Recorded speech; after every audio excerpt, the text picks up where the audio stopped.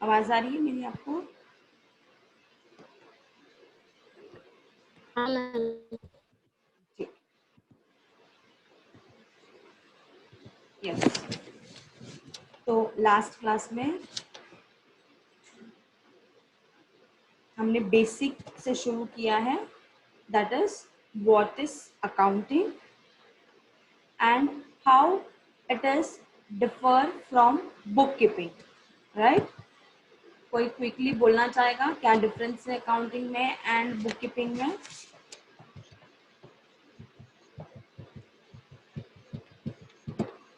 Yes, कहाँ चले गए सब लोग? क्या डिफरेंस है बुक कीपिंग में और अकाउंटिंग में?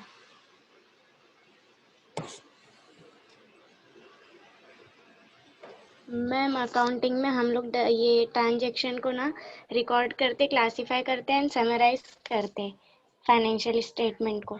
एंड इसमें बुक कीपिंग में ना मेजर करते हैं एंड रिकॉर्ड करते हैं एंड आइडेंटिफाई करते बुक कीपिंग में। Very good, very good, yes Surekha, very good.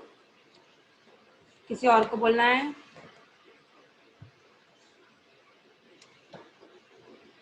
Yes,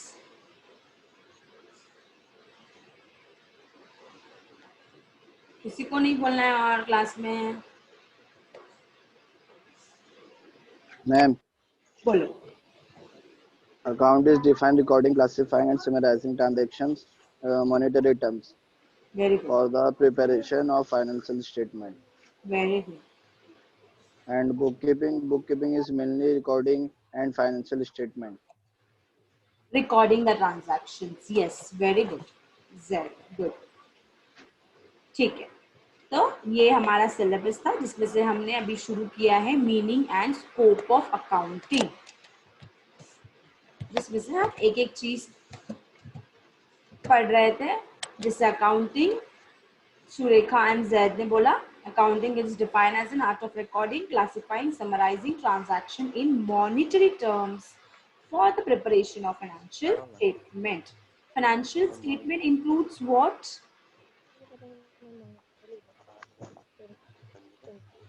Yes, class. Financial statement includes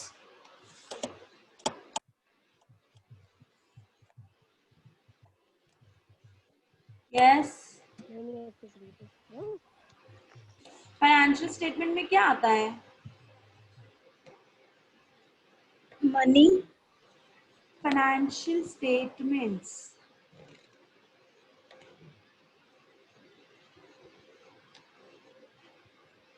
very good Sandeep, yes. और what else? Only balance sheet?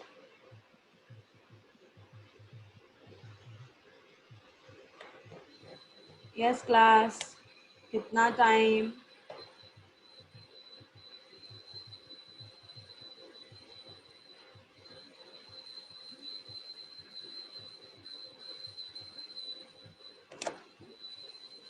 CAGR मतलब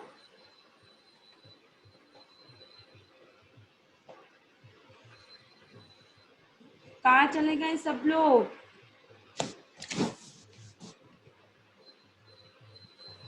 कंपाउंड एनुअल ग्रोथ रेट मतलब क्या Sandeep? Yes, yes, profit and loss, balance sheet, Hariom, very good. Trading, profit and loss, balance sheet, cash flow statement, yes, statement in the changes in the equities, ये सब क्या है मेरे? Financial statement. Now you are grown up, अभी आप बड़े हो चुके हो, जूनियर कॉलेज जैसा नहीं है टेक्स्ट बुक में जो है वो लिखना है। खुद से लिखने की आदत डालो, बुक पेन लेके बैठो। जैसे मैम कुछ बोल रही है, हम कुछ नया देख रहे हैं तो वो टर्म वहीं पे लिखने का, वेट नहीं करने का कि हर चीज मैम ही देगी और मैं अपने नोटबुक में नोट डाउन करूंगा।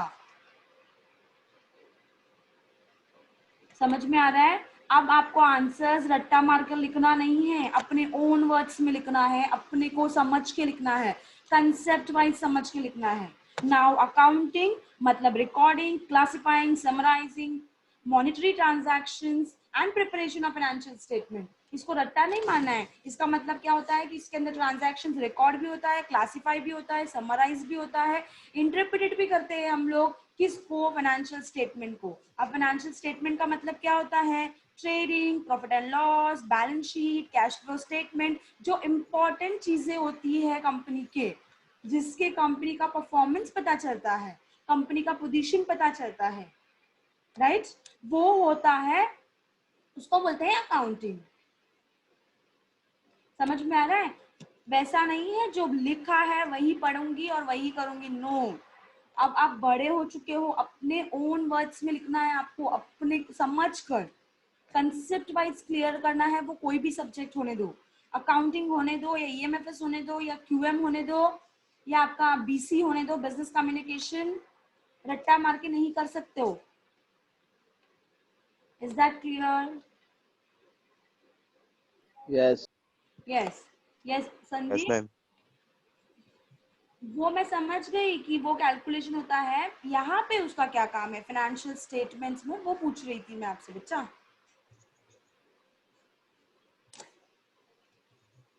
ठीक है, तो यहाँ पे हमने देखा कि डिफरेंस दोनों के बीच में क्या होता है। फिर हम कुछ अकाउंटिंग के टर्म्स में गए थे, कुछ अकाउंटिंग टर्म्स सीख रहे थे, समझ रहे थे कि क्या होता है, क्या ये वर्ड्स हमें बार बार सुनाई देगा जब भी हम अकाउंट्स करेंगे 3 साल भी, राइट। तो उसमें से debit, credit, transactions, entry, double entry, narration, books of accounts, head of account, journal, ledger, folio, posting, totalling, debtors, totalling, यहाँ तक ठीक है। ये नॉर्मल टर्म्स हैं जो हम सबको पता है ज्यादातर। अब डेटर्स, क्रेडिटर्स, ये टर्म्स बहुत ज्यादा इम्पोर्टेंट है, राइट। डेटर्स मतलब क्या, ये एक वाला स्लाइड आई थिंक हमने देख लिया था, और ये मैंने पूरा पीपीटी, मेरा 2 मॉड्यूल मतलब 2 चैप्टर्स कंप्लीट हो गए हैं, तो मैंने ये आपके गूगल क्लासरूम में डाला हुआ है।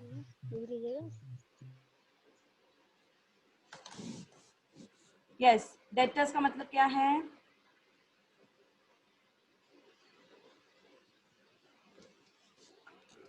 कर्जदार। कर्जदार।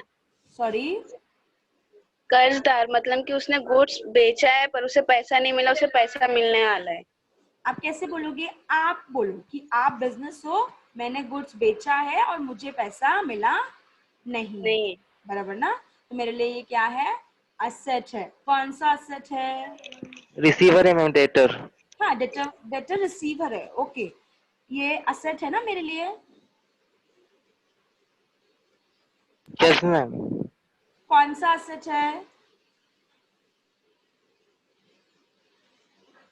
यस, हमने असेट का क्लासिफिकेशन पढ़ा, लायबिलिटी का क्लासिफिकेशन पढ़ा, तो ये असेट कौन सा असेट होता है,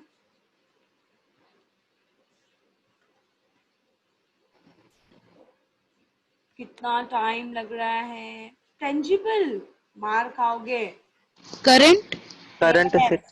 it is your current current account asset, sorry current asset. क्यों करंट असेट, देखो मैंने आपको बोला कंसेप्ट वाइज पढ़ना है।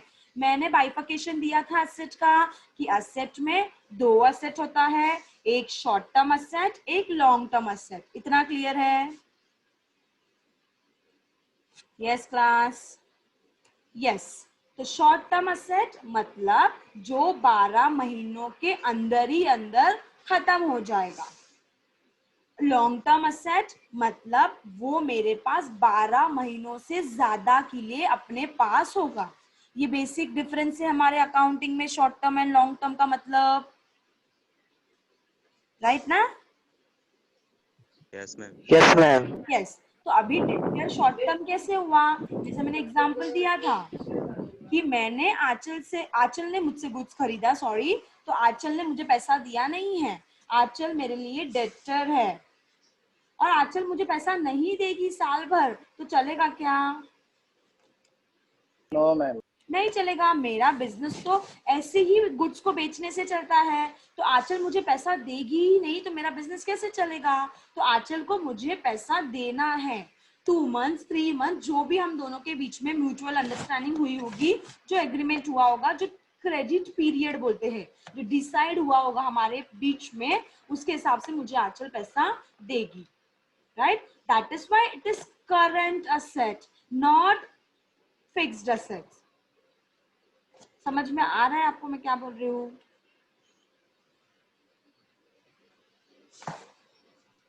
यस। सेम क्रेडिटर्स, क्रेडिटर्स क्या है? ये डेटर्स का अपोजिट हो जाएगा। यस, ऑपोजिट मतलब कैसे एक्सप्लेन करोगे आप एग्जांपल से? गिवर। हमें पैसा भरना है। Person from whom liable to pay. Yes, we are liable to pay someone, right? मुझे किसी को पे करना है, मतलब मुझे मतलब बिजनेस को किसी को पे करना बाकी है। आबोली से मैंने गुड्स खरीदा था, मैंने उनको पैसा दिया नहीं है। अभी ये शॉर्ट टर्म लाइबिलिटी है या लॉन्ग टर्म लाइबिलिटी है? Long term. भगवान, शॉर्ट टर्म में। लॉन्ग टर्म कैसे होगा खुशबू? वो मैंने डेटर्स का, हाँ मैंने आबोली को पैसा दिया ही नहीं, तो आबोली का बिजनेस चलेगा क्या मेरे जैसा? नहीं नहीं, शॉर्ट टर्म। नहीं चलेगा ना, उसको भी मुझे पैसा देना पड़ेगा, वो भी मेरे जैसा बिजनेस करती है। हाँ। 2 साल के बाद पैसा दूं तो चलेगा क्या उनको? नहीं, नहीं। कैश मिलेगा तभी आगे उसकी यस, स्टार्ट होगा ना। हाँ यस, तो ही मैं बिजनेस के ट्रांजैक्शन कर पाऊंगी आगे। सेम जैसे मेरे को प्रॉब्लम था, मैं जब मेरे लिए डेटर थी आंचल, वैसे ही आबोली के लिए मैं डेटर हूँ, तो उसको भी मेरा फर्क पड़ेगा, मैं नहीं दूंगी तो पैसा। इसके लिए वो शॉर्ट टर्म है, करंट है। क्लियर है? Yes ma'am. यस, तो असेट के यस मैम। गुड। तो असेट के अंदर हमने बाइफर्केशंस लिखे थे कि शॉर्ट टर्म और लॉन्ग टर्म। शॉर्ट टर्म मतलब करंट असेट, लॉन्ग टर्म मतलब फिक्स्ड असेट। फिक्स्ड के अंदर हमने 2 टाइप देखा था, टेंजिबल और intangible. Very good, tangible and intangible. Tangible मतलब तो देख सकते visible. Sorry, tangible assets means जो दिखाई देता यस, जो टेंजिबल मतलब visible ma'am. Visible, very good, जो चीजें आपको दिखती है, आप बता सकते हो कि यस ये एसेट है। और इंटेंजिबल मतलब जो एसेट दिखता Not नहीं है, intangible asset. Very good. Goodwill, example, goodwill, copyright, copyright, goodwill, patent, trademark. Yes, ये सारे मेरे intangible. For example bank is a tangible but working of the bank is intangible ना। यहाँ पे असेट की बात कहाँ से आएगी? आप असेट को कैसे कंसिडर करोगे? बैंक का नाम, जो उनका रेपुटेशन है, जैसे कि state bank of India, right? ये उनका एक नाम है, गुडविल है मार्केट के अंदर कि ये पूरे इंडिया में सबसे हाईएस्ट शेयर कैपिटल है ये का बैंक का, तो ये उनका गुडविल है। तो ये टेंजिबल फिक्स एसेट्स है, किसके लिए? एसबीआई के लिए, कि उनका एक स्टेटस है मार्केट के अंदर। समझ में आ रहा है? Yes class? Yes, ma'am. Yes ma'am. Example दिया था HUL, हिंदुस्तान यूनिलीवर। तो ये नाम सुनते ही हमारे दिमाग में FMCG गुड्स के बारे में घूमता है कि फास्ट मूविंग कंज्यूमर गुड्स, जो सोप्स है, डेली बिस्किट्स है, वेफर्स है, ये सारे गुड्स बनाता है वो, राइट? तो ये फेमस है उसके लिए। तो ये नाम ही है जिससे हम आइडेंटिफाई कर पाते हैं। तो ये कुछ दिखता नहीं है पर है मार्केट में, जो बेचेगा तो खरीदेगा। जैसे कि एग्जांपल अभी आप लोगे बिग बाजार, जो वो लॉस मेकिंग में है करके बोल रहे थे, तो रिलायंस ने उसको खरीद लिया अभी। तो खरीदा उसने क्या बेस पे खरीदा? उसका जगह थोड़ी खरीद रहा है वो, उसका नाम खरीद रहा है वो, बिग बाजार, बराबर। जरूरी थोड़ी है कि बिग बाजार का आउटलेट सब उसने ओन किया हुआ है, जितने भी मॉल्स में बिग बाजार चल रहा है वो सब उसका खुद का है। ज्यादातर चीजें रेंट पे चलती है, एक्सेप्ट डीमार्ट। आप देखोगे, आपने केस स्टडी किया है कि नहीं किया है पता नहीं, पर डीमार्ट एक ऐसा है जो जगह खुद से खरीदता है और बिजनेस करने की कोशिश करता है। इसके लिए उसका इन डिटेल में स्टडी करोगे आप तो बहुत अच्छा है केस स्टडी। पर बाकी जो आपके मॉल, ये क्या बोलते हैं, सुपरमार्केट्स है, वो ज्यादातर रेंट पे चलती है। तो अब मैंने रिलायंस ने थोड़ी उसका जगह खरीदा है, उसका नाम खरीदा है, राइट? यस और नो? इतने करोड़ में 2400 करोड़ कुछ में उसने उसका नाम खरीदा है। वो क्या है? गुडविल है। क्लियर है आपको? यस। फिर हमने लाइबिलिटीज में देखा कि लाइबिलिटीज में भी दो टाइप का लाइबिलिटी होता है। सूरज कुछ पूछना है? ठीक, नो मैम, सॉरी सॉरी। ठीक है, कोई नहीं। तो लाइबिलिटीज में भी दो टाइप का लाइबिलिटी होता है, एक शॉर्ट टर्म, एक लॉन्ग टर्म। शॉर्ट टर्म मतलब करंट लाइबिलिटीज, जो क्रेडिटर्स आ सकता है उसके अंदर, किसी को सैलरी पे करना बाकी है, ये सब मेरे क्या है, शॉर्ट टर्म लाइबिलिटीज है। अब लॉन्ग टर्म लाइबिलिटीज के बारे में हम आगे डिस्कस करेंगे, अभी कंफ्यूजन नहीं क्रिएट करना है। लॉन्ग टर्म करंट लाइबिलिटी का मतलब इतना पता है हमें कि मुझे दीक्षा को पैसा 1 साल के अंदर देना नहीं है। इसके अलावा यहाँ पे और कोई टर्म है क्या? गुडविल, ठीक है, that we have already discussed. Let's move on. Investment. अभी इन्वेस्टमेंट मतलब क्या? अब मैं कंपनी हूं, मेरे पास पैसा था 10 लाख रुपया, जिसमें से मैंने कुछ पैसे फिक्स एसेट्स में लगा लिया, कुछ पैसे वर्किंग कैपिटल में, मतलब मेरा बिजनेस तो चलना चाहिए, डे टू डे जो खर्चा होता है उसके लिए लगा लिया। मतलब 4 लाख मैंने फिक्स एसेट्स में लगाया बिजनेस को स्टार्ट करने के लिए, और 4 लाख मैंने मेरे डे टू डे बिजनेस चलाने के लिए रखा है, तो 8 लाख हो गया। अभी भी पैसा मेरे पास बच रहा है। कितना पैसा बच रहा है? यस, कितना बच रहा है? मैम एक बार फिर से रिपीट करो ना। मेरे पास 10 लाख रुपीस था, जिसमें से मैं बिजनेस हूँ, राइट? मैं बिजनेस मुझे स्टार्ट करना है, तो मेरे पास 10 लाख रुपीस था। 10 लाख रुपीस में 4 लाख रुपीस मैंने as an fixed assets invest किया, क्योंकि फिक्स्ड असेट्स के बिना तो बिजनेस चलेगा ही नहीं। प्लांट मशीनरीज, फर्नीचर्स, कंप्यूटर, ये सब खरीदने के लिए, सॉफ्टवेयर, ये खरीदने के लिए मुझे 4 लाख रुपए लग गए। और 4 लाख रुपए मुझे डे टू डे बिजनेस चलाना है, मुझे गुड्स खरीदना है, बेचना है, ये सब के लिए 4 लाख लग रहे, तो 8 लाख रुपए हो गए। तो भी मेरे पास पैसा बच रहा है ना? Yes ma'am, 2 lakh. Yes ma'am, बराबर, 2 लाख। 2 लाख बच रहा है, तो उसको कंपनी अपने पास नहीं रखती है, उसको कहीं ना कहीं इन्वेस्ट करती है, उसी को बोलते हैं इन्वेस्टमेंट। तो investment can be in shares, debentures, कहीं पे भी हो सकता है, राइट? तो इन्वेस्टमेंट शॉर्ट टर्म के लिए भी होता है, अगेन लॉन्ग टर्म के लिए भी होता है। मैंने पैसा मेरा मार्केट में लगाया है 12 महीनों से कम के लिए, तो वो शॉर्ट टर्म इन्वेस्टमेंट हो गया, वो करंट असेट हो गया, बराबर ना? करंट असेट का मतलब ही वो असेट है जो आपके पास थोड़े टाइम के लिए रहने वाला है। तो सेम इन्वेस्टमेंट भी वो थोड़े टाइम के लिए है, फिर वो मुझे रिटर्न मिल जाएगा। तो current invest, short term investment मतलब करंट असेट, और लॉन्ग टर्म इन्वेस्टमेंट मतलब अलग हेडिंग होता है, उसको नॉन करंट इन्वेस्टमेंट बोलते हैं। तो इन्वेस्टमेंट में भी दो टाइप का इन्वेस्टमेंट है, एक शॉर्ट टर्म और एक लॉन्ग टर्म। इंसॉल्वेंट, इंसॉल्वेंट का मतलब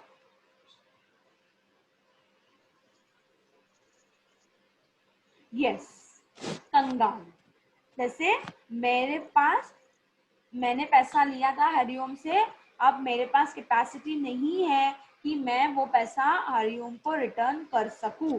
तो कैसे ये डिसाइड होता है? ये पूरे आपके पैसे को देखकर कि आपने कितना पैसा ओन किया हुआ है, आपके पास बैंक में कितने पैसे हैं। यस, ये कोर्ट डिसाइड करती है कि आप इंसॉल्वेंट हो गए हो, तो हरिओम को अभी पैसा मिलेगा नहीं। तो मैं इंसॉल्वेंट डिक्लेयर हो गई क्योंकि मेरे पास पैसे नहीं है हरिओम को रिटर्न करने के लिए। राइट। फिर नेक्स्ट है कॉन्टिंजेंट लाइबिलिटीज।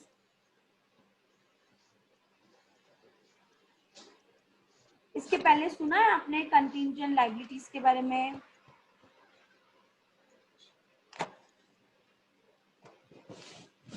यस क्लास, सुना तो है।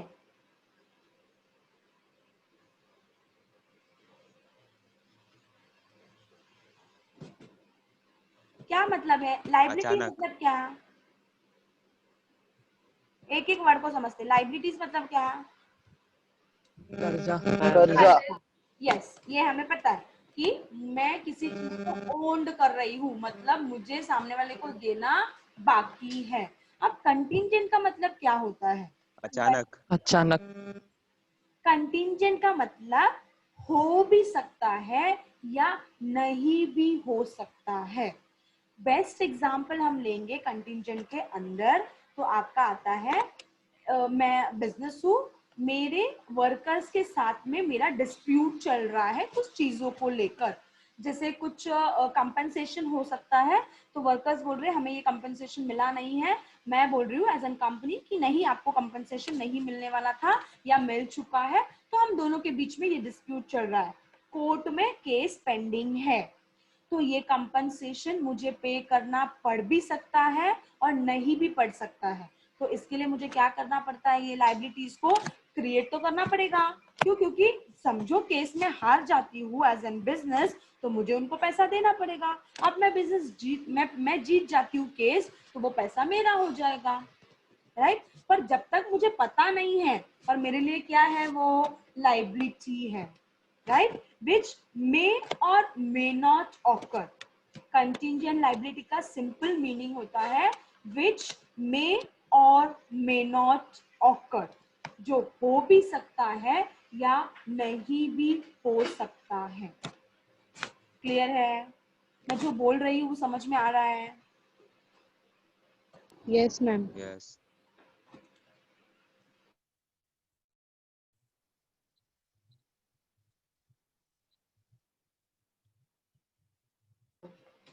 यस। नेक्स्ट है कैपिटल। कैपिटल मतलब पैसा। पैसा। The money is invested in business. Yes, हमने पढ़ा है सिर्फ पैसा। जरूरी नहीं है, ये सेंटेंस बराबर लिखा है सत्यम ने कि which is invested in a business is called as capital. It is not necessary it should be in monetary terms. जरूरी नहीं है कि एज एन मैं पार्टनर हूँ या मैं बिजनेस में कुछ पैसे इन्वेस्ट कर रही हूँ तो पैसे के टर्म में ही इन्वेस्ट करूँ। ये फिक्स एसेट्स के थ्रू भी हो सकता है। मैंने ये मशीनरी दिया, फर्नीचर दिया बिजनेस को, तो भी चलता है, राइट। तो कैपिटल कुछ भी है जो आपने बिजनेस में इन्वेस्ट किया हुआ है, उसको बोलते हैं capital. Is that clear? Great. Draw Yes, ma'am. Point. All good, ma'am. Yes, drawing का मतलब होता है बिजनेस का चीज, बिजनेस का पैसा, बिजनेस का गुड्स मैंने पर्सनल यूज किया। मेरी बेटी का ट्यूशन फीस है, वो पे करने के लिए मैंने बिजनेस का पैसा विड्रॉ किया और ट्यूशन फीस भरा, तो ये क्या कंसिडर होता है? ड्राइंग। क्यों? क्योंकि ये बिजनेस का ट्रांजैक्शन नहीं है, ये पर्सनल ट्रांजैक्शन है। Next, solvent.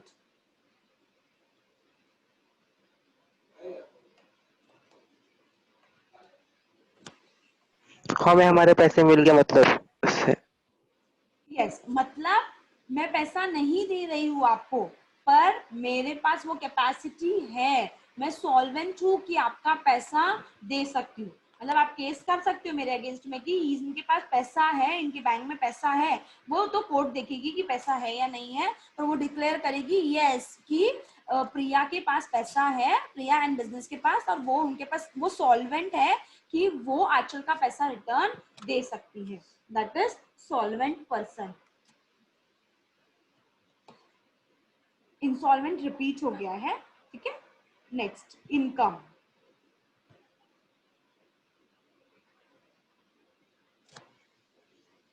यस,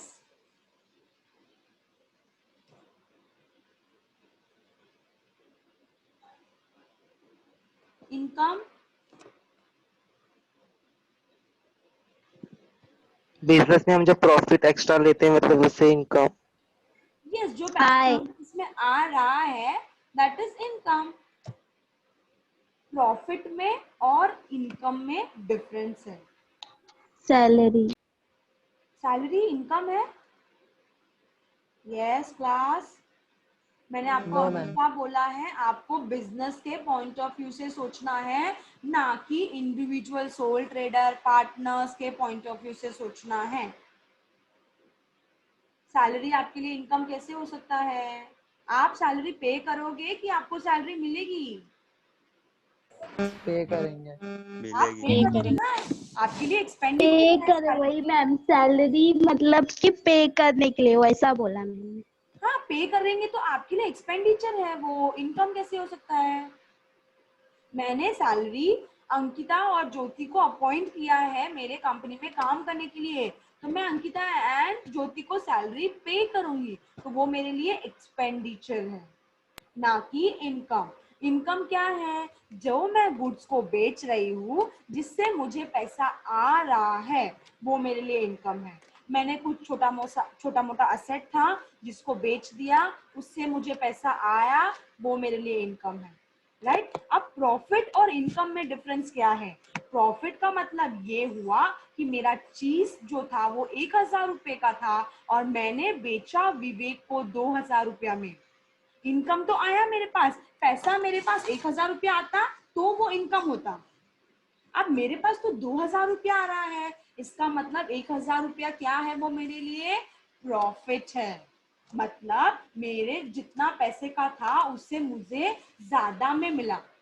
राइट ना? सदफ को मैंने 1500 का गुड्स था, मैंने उनको 3000 में बेचा, पैसा तो मुझे आएगा ही, दैट इज इनकम। पर जो 1500 रुपया है वो क्या है? प्रॉफिट। समझ में आ रहा है? इनकम और प्रॉफिट में भी डिफरेंस है। जो पैसा आ रहा है सिंपली मींस इनकम। अब उसमें से भी आपको एक्स्ट्रा प्रॉफिट, एक्स्ट्रा पैसा आएगा, एक्स्ट्रा इनकम आएगा, that is your profit. Same way में एक्सपेंडिचर और लॉस एक्सप्लेन कौन करेगा?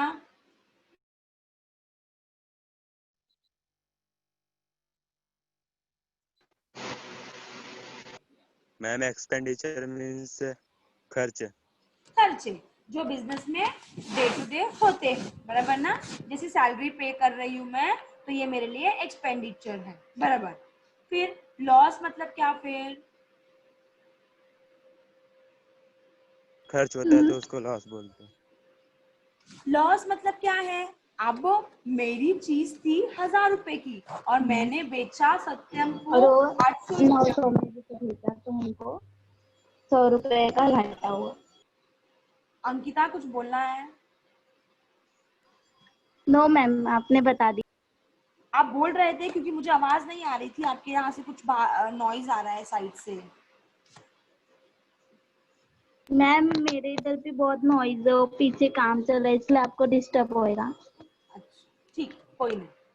तो बराबर, जैसे कि मैंने गुड्स 1000 रुपए का था और आदित्य ने वो गुड्स मेरे से 800 रुपए में खरीदा, तो 200 रुपए का मेरे लिए क्या हुआ? लॉस हुआ। राइट? गुड। यहाँ पे एक्सपेंडिचर के कुछ टाइप होते हैं जो हम एक अलग से पूरा चैप्टर में देखने वाले हैं। तो एक्सपेंडिचर में कैपिटल एक्सपेंडिचर होता है, रेवेन्यू एक्सपेंडिचर होता है, डेफर्ड रेवेन्यू एक्सपेंडिचर होता है। अभी मैं सिर्फ एक एक सेंटेंस में बोलूंगी, हम डिटेल में इसके अंदर नहीं जाएंगे, हम इसको डिटेल में हमारे पूरे चैप्टर में पढ़ने वाले हैं प्रैक्टिकल क्वेश्चन के साथ। तो एक्सपेंडिचर मतलब तो खर्चा। अभी एक्सपेंडिचर को इन्होंने अलग अलग हेड्स में डिवाइड किया हुआ है। बोला है कैपिटल एक्सपेंडिचर होता है, रेवेन्यू एक्सपेंडिचर, सेम इनकम भी होता है इसका। कैपिटल एक्सपेंडिचर हुआ तो कैपिटल रिसिप्ट भी होता है, रेवेन्यू एक्सपेंडिचर होता है तो रेवेन्यू रिसिप्ट भी होता है, और deferred revenue expenditure, deferred revenue expenditure. Capital expenditure का मतलब ये होता है वो एक्सपेंसेस जो आप एक साल से ज्यादा यूज करने वाली चीजों को खरीदने के लिए करते हो।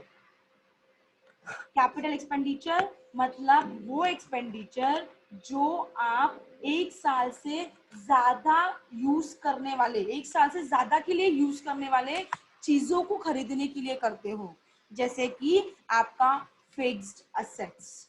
वेरी बेस्ट एग्जांपल, आपने फर्नीचर खरीदा, कंप्यूटर्स खरीदा, प्लांट एंड मशीनरी खरीदा, सॉफ्टवेयर खरीदे, ये सब आपका कैपिटल एक्सपेंडिचर कहलाया जाएगा। तो रेवेन्यू एक्सपेंडिचर क्या है? उसका ऑपोजिट, जो चीजें शॉर्ट टर्म के लिए होती है, जो शॉर्ट पीरियड के लिए यूटिलाइज किया जाता है वो चीज का, जैसे कि मैंने आदित्य को सैलरी पे किया, आंचल को सैलरी पे किया, ये सब क्या है मेरे लिए? Revenue expenditure. कैपिटल मतलब लॉन्ग टर्म, रेवेन्यू मतलब शॉर्ट टर्म। क्लियर है? किसी मैम कैपिटल एक्सपेंडिचर एक बार फिर से एक्सप्लेन करेंगे कि आपकी आवाज जरा ब्रेक हो रही थी थोड़ी। कैपिटल एक्सपेंडिचर मतलब वो एक्सपेंडिचर जहां पर आप वो चीज खरीदने के लिए कर रहे हो जो चीज आप एक साल से ज्यादा के लिए यूज करने वाले हो। एक साल से ज्यादा के लिए यूज क्या क्या चीजें करते हैं हम लोग? फिक्स्ड असेट्स करते हैं। फिक्स्ड असेट्स मतलब क्या? आपका furniture, plant and machinery, yes ma'am.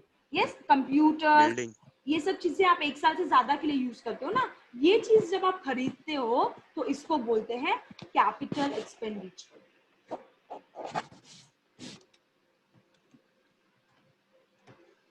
Sorry.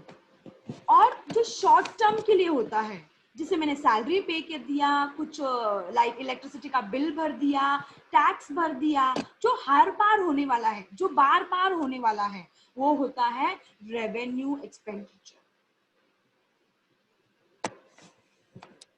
दोनों के बीच में डिफरेंस समझ में आ रहा है? मैं पूछूंगी हाँ वापस से, मैंने सिंपल वर्ड्स में बताया है, मैंने कुछ टेक्निकल नहीं बताया। कैपिटल एक्सपेंडिचर मतलब वो एक्सपेंडिचर जो मैं चीज 12 महीनों से ज्यादा के लिए यूज करने वाली हूँ। रेवेन्यू एक्सपेंडिचर मतलब वो एक्सपेंडिचर जो शॉर्ट टर्म के लिए होता है, जो मुझे बार बार इनकर्ड करना पड़ सकता है। एग्जाम्पल कैपिटल में हमने लिया purchase of computers, purchase of plant and machineries, furnitures. फिर रेवेन्यू में हमने लिया सैलरी पे करना और इलेक्ट्रिसिटी का बिल भरना, टैक्स भरना, स्टेशनरी परचेज करना। Yes, very good. ये सब क्या है? रेवेन्यू। क्लियर है इन दोनों के बीच का डिफरेंस? Yes ma'am. तो डेफर्ड रेवेन्यू एक्सपेंडिचर क्या होता है? डेफर्ड मतलब पोस्टपोन। पोस्टपोन बोलते हैं ना, बाद में होने वाला। अब ये एक्सपेंडिचर के लिए आप एग्जाम्पल से समझने की कोशिश करो। अब मैंने बिजनेस स्टार्ट किया, मेरा बिजनेस स्टार्ट करने के लिए, मार्केट को कैप्चर करने के लिए इतना इजी नहीं होता है।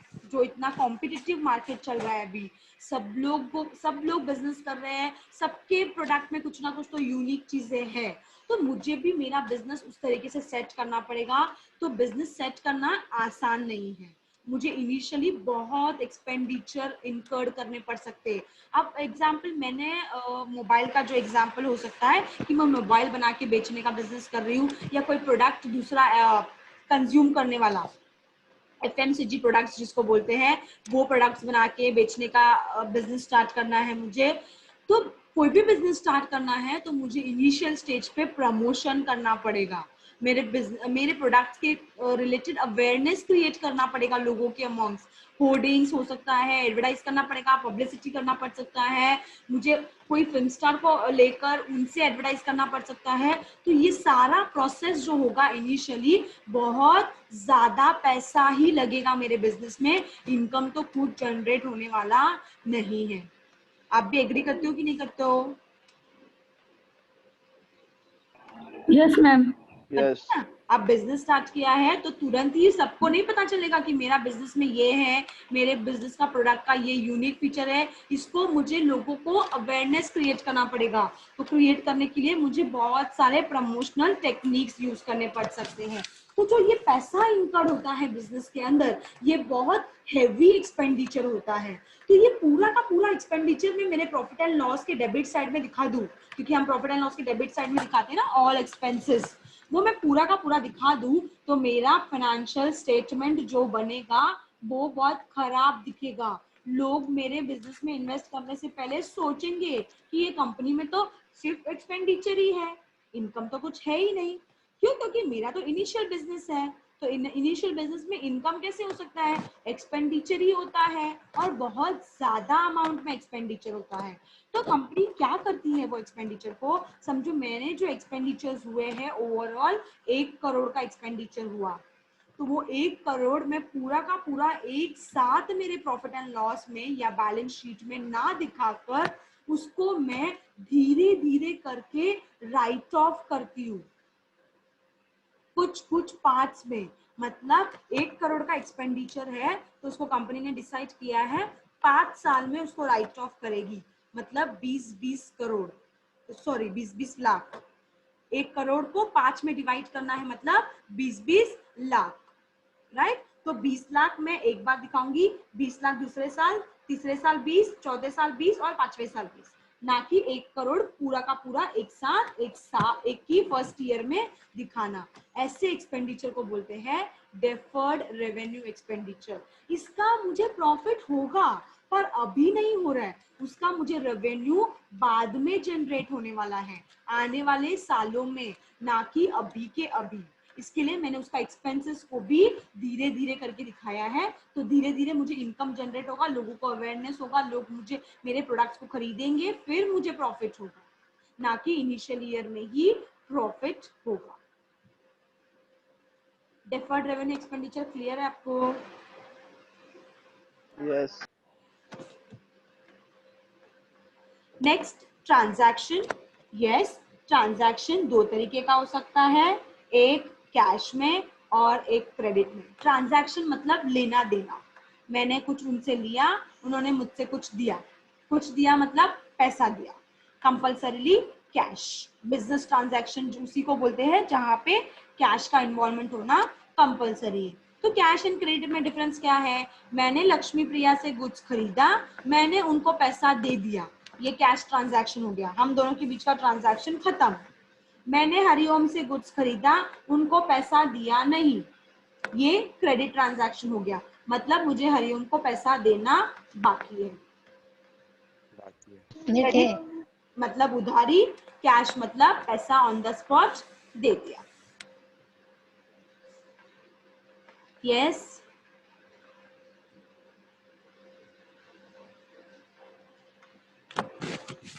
क्लियर है? मैं हमेशा बोल रही हूँ जहां पे चीजें नहीं समझ में आ रही है वहीं पे रोककर पूछ लेना, ठीक है?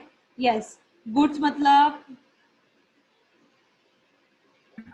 सामान, प्रोडक्ट्स, राइट? लेना भी हो सकता है, देना भी हो सकता है। तो परचेज मतलब मैंने खरीदा, सेल्स मतलब मैंने बेचा, बराबर ना? परचेज मतलब मैंने खरीदा, सेल्स मतलब मैंने बेचा। तो परचेज के अंदर भी दोनों चीजें आ सकती है, कैश और क्रेडिट। सेल्स के अंदर भी दोनों चीजें आ सकती है, कैश एंड क्रेडिट। जितना हुआ अभी एक बार 2 मिनट लेके सब रिवाइज करो, फटाफट रिकलेक्ट करो हमने क्या क्या पढ़ा।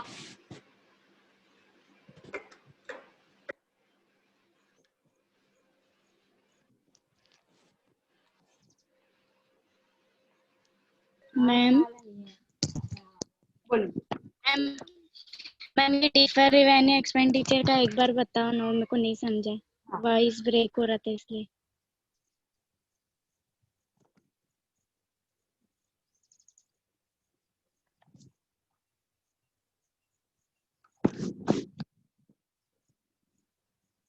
यस, डेफर्ड रेवेन्यू एक्सपेंडिचर का मतलब ये होता है कि मुझे अभी तो बहुत ज्यादा एक्सपेंसेस हो रहे हैं, इसका बेनिफिट मुझे अभी मिलने वाला नहीं है, इसका बेनिफिट मुझे आने वाले टाइम पे दिखेगा। अभी मेरे लिए बहुत ज्यादा एक्सपेंडिचर है, पर इसका एक्सपेंडिचर का जो इनकम होगा वो अभी नहीं पता चलेगा, आने वाले टाइम पे पता चलेगा। तो ये एक्सपेंडिचर मैं पूरा का पूरा एक साथ नहीं दिखाती हूँ, इसको मैं धीरे धीरे करके, मतलब पूरे पार्ट्स में राइट ऑफ करती हूँ। मतलब डिवाइड करती हूँ और एक एक 5 को एक एक साल में दिखाती हूँ। जैसे एग्जांपल मैंने दिया था 1 करोड़ का एक्सपेंडिचर हुआ है मुझे मेरे बिजनेस में, तो वो 1 करोड़ में पूरा का पूरा एक साथ ही पहले साल में नहीं दिखाओ 2020 में, उसको मैंने 5 साल में दिखाने का ये करूंगी और 5 साल में 20-20 लाख मैं उसको राइट ऑफ करूंगी। वो एक्सपेंडिचर होता है deferred revenue expenditure.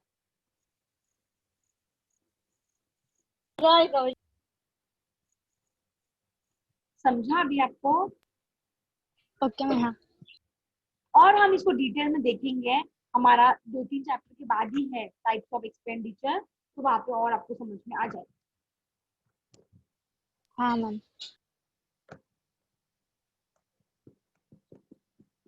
Purchase, sale, cash, credit clear है? Yes.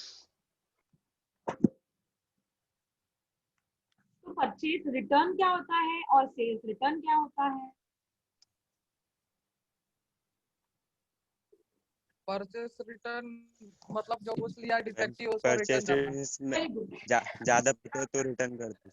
यस, दोनों पॉसिबिलिटीज है। किसी एक ने बोला कि डिफेक्टिव होगा तो रिटर्न करेंगे, किसी एक ने बोला ज्यादा क्वांटिटी होगा तो भी रिटर्न करेंगे। दोनों पॉसिबिलिटीज है। यस, कि मैंने गुड्स खरीदा था शुभम से, उन्होंने ज्यादा गुड्स बेच दिया भेजा, या उसमें से कुछ डिफेक्टिव थे तो जो मैंने उनको गुड्स रिटर्न कर दिया, दैट इज सेल्स रिटर्न। बराबर ना? रिटर्न सेल्स रिटर्न हो जाएगा वो। Yes. मेरे लिए सेल्स रिटर्न होगा वो। No ma'am. आपका ध्यान नहीं होता है क्लास में।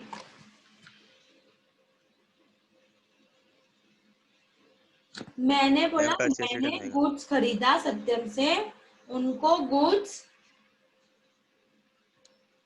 हम ज्यादा। परचेज रिटर्न होगा ना? यस, ये मैं आपका चेक कर रही थी आपका ध्यान कितना होता है क्लास में। मैं जो बोलूं यस यस बोलने का नहीं, ध्यान देने का नहीं। मैम आपने गलत बोला। परचेज रिटर्न होता है मैंने सत्यम से गुड्स खरीदा, वो ज्यादा क्वांटिटी था या डिफेक्टिव था तो मैंने रिटर्न कर दिया सत्यम को। इसका मतलब मेरे लिए क्या है वो परचेज Purchase. रिटर्न। मैं परचेज में लेस कर दूंगी, परचेस इतना रिटर्न परचेज हुआ ही नहीं तो उतना पैसा भी मैं सत्यम को नहीं दूंगी। सेम उसका उल्टा, मैंने विशाल को गुड्स भेजा बेचा, विशाल को उतना गुड्स नहीं चाहिए तो विशाल ने रिटर्न कर दिया वो गुड्स, तो मेरे सेल्स लिए क्या रिटर्न। हुआ? Sales return. Sales return. Sales इतना रिटर्न पैसा मुझे विशाल देगा ही नहीं तो मेरा सेल्स कम हो जाता है, इसके लिए सेल्स में से माइनस होता है।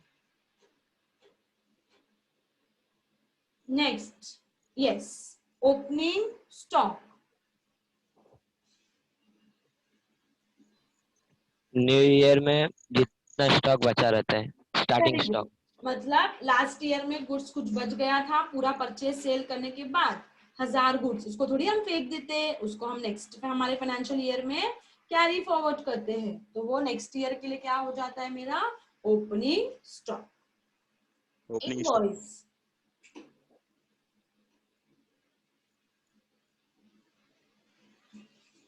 इनवॉइस क्या होता है?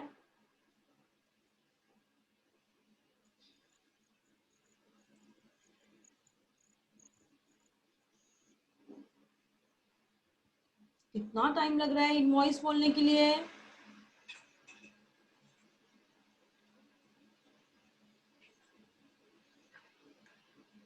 यस,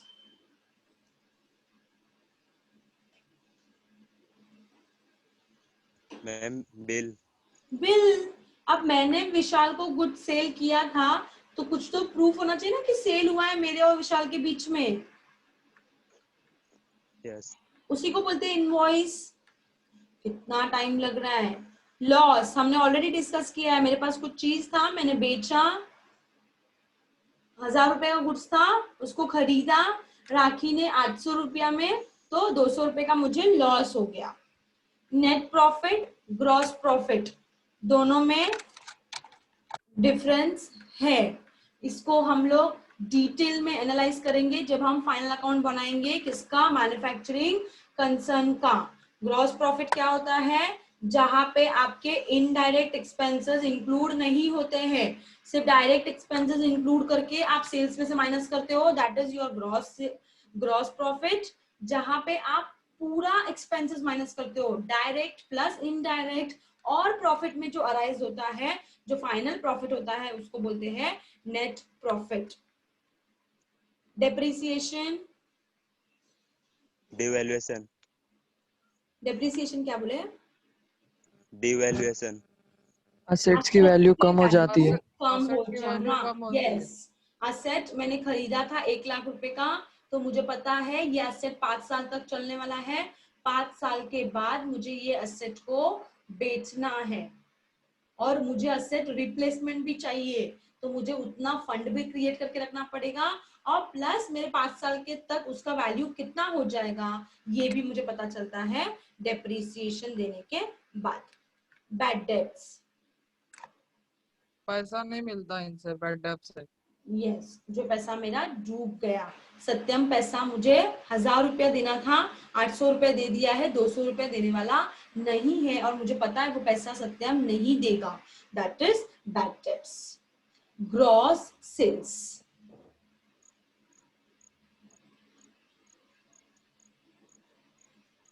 नेट सेल और ग्रॉस सेल में क्या डिफरेंस है,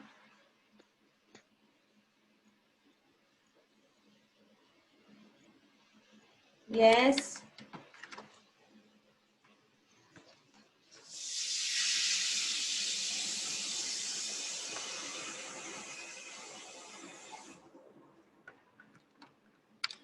क्या डिफरेंस है ग्रॉस और नेट में,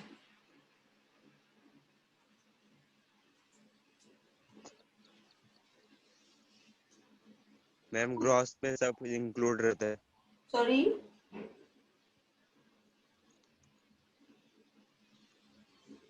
क्या बोले,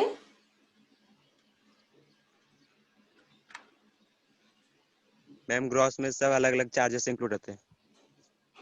ओके तो नेट मतलब, नेट में इनडायरेक्ट और डायरेक्ट एक्सपेंसेस सब एक्चुअल वैल्यू, इंक्लूड रहते हैं। क्या बोले, एक्सपेंस क्या बोले, एक्सपेंस किसी ने कुछ बोला,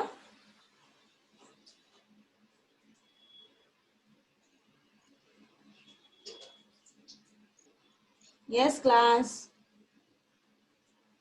ग्रॉस एंड नेट में क्या डिफरेंस होता है कि ग्रॉस मतलब अभी जैसे एग्जांपल था मेरा कि मैंने गुड्स विशाल को भेजा, राइट, 10,000 यूनिट्स के गुड्स थे जो 1 लाख रुपए का होगा, तो विशाल ने गुड्स, जो मैंने तो 1 लाख रुपीस लिख दिया, वो ग्रॉस सेल हो गया, उसमें से विशाल ने 1,000 यूनिट्स जिसका 10,000 कॉस्ट है वो गुड्स रिटर्न कर दिया, तो वो मैंने रिटर्न ग्रॉस में से क्या करूंगी, माइनस कर दूंगी, तो मुझे नेट मिलेगा। नेट मतलब आपका एक्चुअल सेल, मतलब एक्चुअल में मेरा सेल कितने का हुआ है, 90,000 रुपीज का।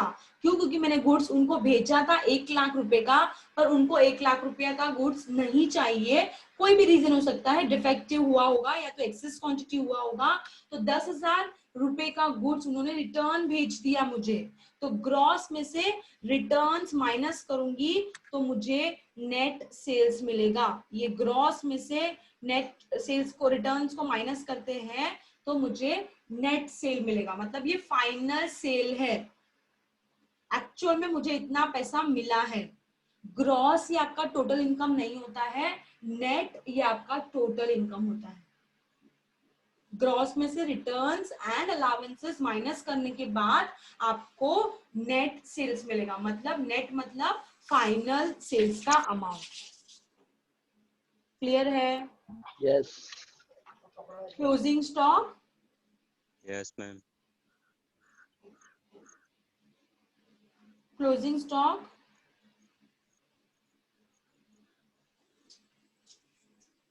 साल के एंड में जो परचेज स्टॉक सेल बचता है करने के उसको बाद जो क्लोजिंग। बचता है यस, उसको जो क्लोजिंग साल के स्टॉक एंड बोलते में हैं। गुड्स बच गया उसको क्लोजिंग स्टॉक बोलेंगे। यस, प्रॉफिट हमने देख लिया, ग्रॉस प्रॉफिट देख लिया।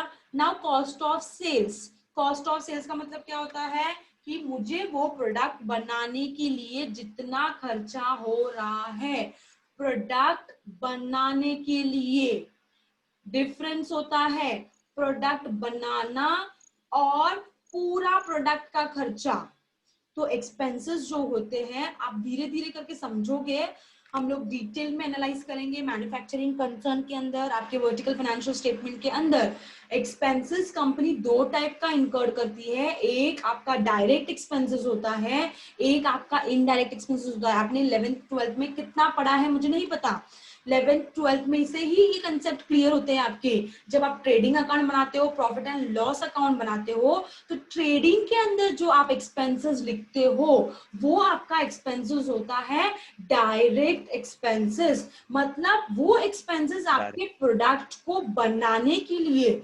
आपने तो ट्रेडिंग अकाउंट इसका सीखा हुआ है, मतलब एज एन ट्रेडर का मतलब जो गुड्स बनाता है, ना कि खुद बनाता है, किसी से खरीदता है, राइट। तो मैंने जो उनसे गुड्स खरीदा, वो पूरा खरीदने के प्रोसेस में मुझे जितना खर्चा हो रहा है, वो एक्सपेंसेस को बोला जाता है डायरेक्ट एक्सपेंसेस, जो ट्रेडिंग का होता है।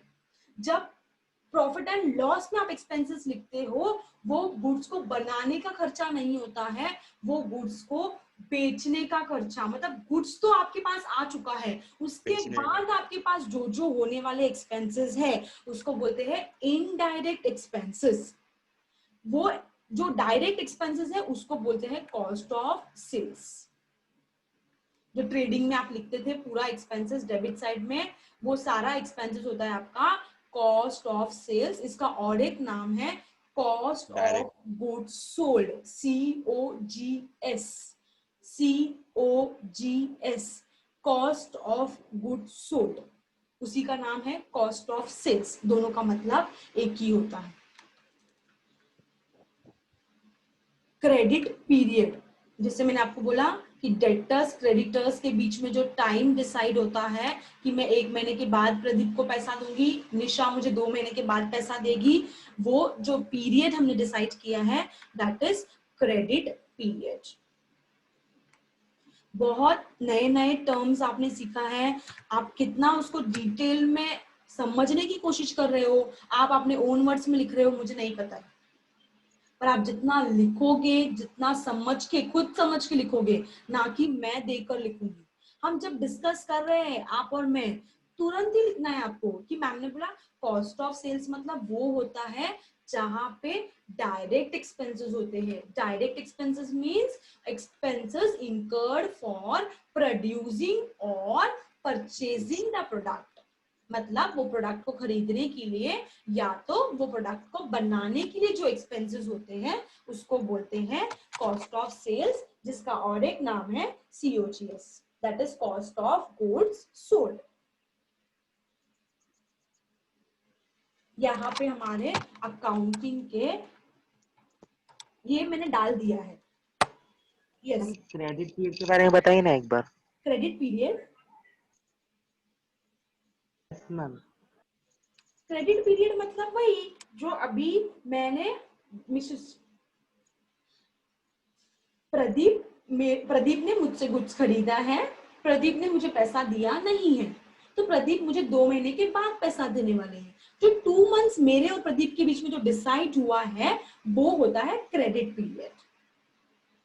अब सेम वे में मैंने गुड्स खरीदा था निशा से, मैंने निशा को पैसा नहीं दिया है, और निशा और मेरे बीच में डिसाइड हुआ है कि मुझे उनको पैसा 1.5 मंथ मतलब 45 डेज के अंदर मुझे उनको पैसा देना है। मतलब ये मेरे और निशा के बीच में जो टाइम पीरियड डिसाइड हुआ है उसको बोलते हैं credit period. Okay ma'am, thank you. किसी और ने कंटीजेंट लायबिलिटी के बारे में पूछा था। कंटीजेंट लायबिलिटी वो लायबिलिटी होता है जो हो भी सकता है या नहीं भी हो सकता है, which may or may not occur। Ma'am उसको सडनली बोल सकते हैं ना? सडनली भी बोल सकते हैं, पर वो एक आपने देखा है कभी आपने उसको अपने बैलेंस शीट में रिकॉर्ड करते वक्त आपने कभी भी आपके बैलेंस शीट में लाइबिलिटी कंटीजेंट लाइबिलिटी करके हेडिंग देखा है? कहाँ लिखते हैं हम कंटीजेंट लाइबिलिटी को?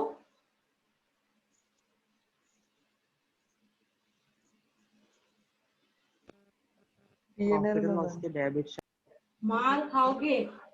इसको हम हमारे फाइनेंशियल स्टेटमेंट में कहीं पे भी नहीं लिखते हैं। ये हमारे बैलेंस शीट के नीचे हमें नोट करके दिखाना होता है। क्यों? क्योंकि ये हमें पता ही नहीं है होने वाला है या नहीं होने वाला है। ये एक ma'am yes ma'am bad debt भी तो मिल सकता है, पैसा नहीं मिल सकता, उसको नहीं, पीएनएल में बैड लिख दिया। डेट का मतलब है पैसा मिलने वाला नहीं है। मिल जाता है सॉरी। तो उसको रिकवर करेंगे। तो बैड डेट रिकवर करके हम इनकम में दिखाते हैं उसको। बैड डेट्स का मतलब क्या होता है? पैसा नहीं मिलने वाला है। बैड डेट्स आपका कंटीजेंट लायबिलिटी नहीं होता है। बैड डेट्स तो कंपनी को, ये देखो, ये मेंटली मैं रेडी हूँ कि मुझे पता है कि मैं 10 लोगों को गुड्स बेचूंगी, उसमें से मुझे 8 लोग पैसा देंगे। ये 8 लोग में से भी 1000 रुपए का गुड्स बेचती हूँ तो 150 रुपए का या वहा होना ही है। इसके लिए हम वो कंसेप्ट आगे और पढ़ेंगे। हम उसके लिए लॉसेस के लिए पहले से ही प्रोविजन क्रिएट करके रखते हैं। क्यों? क्योंकि मुझे तो मेंटली प्रिपेयर रहना है ये चीज के लिए। ये चीज होने ही वाला है, बिजनेस है, तो मुझे पता है कि बिजनेस के अंदर पॉसिबिलिटीज होती है कि मुझे लॉस इंकर्ड होगा। लॉस मतलब बैड डेट। ये आपका कंटीजेंट लायबिलिटी नहीं है, ये श्योरिटी है। 100% श्योर हूं कि 100 जॉन को मैं गुड्स बेचूंगी तो 90 लोग मुझे पैसा देंगे, 10 लोगों का पॉसिबिलिटीज है कि मुझे पैसा नहीं मिलेगा। ये कंटीजेंट लायबिलिटी नहीं होता है। कंटीजेंट लायबिलिटी वो होता है जो मुझे पता ही नहीं है कि हो भी सकता है या नहीं भी हो सकता है। इसकी वजह से ये हम हमारे फाइनेंशियल स्टेटमेंट में कहीं पे नहीं दिखाते, ना प्रॉफिट एंड लॉस में, ना बैलेंस शीट में। ये हम लोग बैलेंस शीट के नीचे नोट बना के लिखते हैं कि contingent liability so and so. जैसे एग्जांपल था मेरा, कंपेंसेशन था वेजेस के लिए, सॉरी वर्कर्स ने कंपेंसेट करने के लिए कि कोर्ट में केस चल रहा है। तो ये केस कब तक चलेगा, कितना लंबा चलेगा, मुझे भी नहीं पता है, पर मुझे उसके लिए प्रोविजन करके रखना है कि हो भी सकती है ये चीजें, नहीं भी हो सकती है। बैड डेट्स कंपल्सरीली होगा। आपका लक अच्छा है, आपका बैड डेट्स नहीं होता है, तो हम उसको इनकम करके दिखाते हैं, बैड डेट्स रिकवर करके। याद है आपको प्रॉफिट एंड लॉस के क्रेडिट साइड में बैड डेट्स रिकवर करके लिखते हैं। Yes yes yes ma'am. Yes ma'am. Doubt आपका समझ में आ रहा है आपको मैं क्या बोल रही हूँ? यस हमने मैम। बहुत सारे कंसेप्ट पढ़े, नो डाउट, पर आपको धीरे धीरे करके एक एक समझना है। कुछ कंसेप्ट तो बहुत सिंपल है। मैंने आपको बोला था खुद से वर्ड्स ओन राइट में लिखो, अपने ओन वर्ड्स में जितने कंसेप्ट्स किए हैं। ये 2 मॉड्यूल हैं, समवॉट 25 स्लाइड्स मैंने ये आपके गूगल क्लासरूम में भेज दिया है। स्लाइड्स को ओपन करने के लिए आपके पास क्या बोलते हैं 365 ऑफिस करके ऐप होता है, पता है ना, वो डाउनलोड करना पड़ेगा तो ही ये चीजें आपके मोबाइल में ओपन होगी। पीडीएफ फाइल बोलो, पीपीटी बोलो, जो भी है। मैम मेरा ओपन हो गया बिना डाउनलोड के। ओपन हो गया तो आपके मोबाइल में ऑलरेडी कोई ना कोई ऐप होगा, बिना ऐप के कैसे ओपन होगा? ये हाँ है, पॉइंट है ना, ये पहले से ही है। इनबिल्ड होगा आपके यहाँ पे। हाँ हाँ। क्लियर है कंसेप्ट सबको? Yes ma'am. यस। पूरा कंसेप्ट वापस से जाइए, गो थ्रू कीजिएगा। कुछ भी कहीं पे भी डाउट आता है तो हम वापस डिस्कस करेंगे और फिर हम हमारा नेक्स्ट इसमें आगे बढ़ेंगे। नेक्स्ट क्या है हमारा, इसका थोड़ा पार्ट बाकी है, फर्स्ट चैप्टर का ही थोड़ा सा पार्ट बाकी है, फिर वो हम आगे बढ़ेंगे। देखो हम बहुत छोटे छोटे कंसेप्ट पढ़ रहे हैं, कंसेप्ट क्लियर होना बहुत जरूरी है। नहीं क्लियर होता है तो 10 बार पूछो। कोई प्रॉब्लम नहीं है मुझे, पर मैम कंटेक्ट मुझे गूगल क्लासरूम में शो नहीं हो रहा है बट ये क्या अभी 10 बजे भेजा है मैंने क्लासरूम में ज्वाइन होने से पहले। यस मैम आ गया। ये नहीं मैम, जो आपने पहले भेजा होगा ना वो शो नहीं हो रहा है। पहले मैंने पेज कुछ भेजा रिफ्रेश ही नहीं करना था, होगा। पहले मैंने कुछ भेजा ही नहीं था, अभी मैंने भेजा, ओके ओके। चेक करो।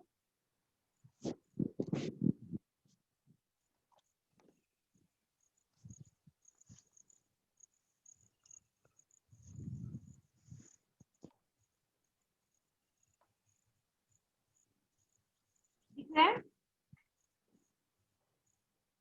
ठीक है, आ गया ना? हाँ यस, 10 o'clock को भेजो।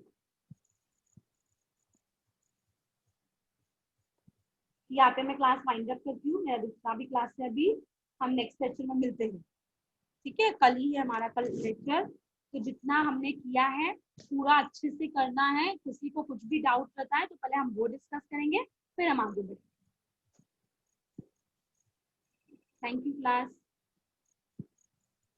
टेक केयर, स्टे सेफ, अपना अपना ध्यान रखो।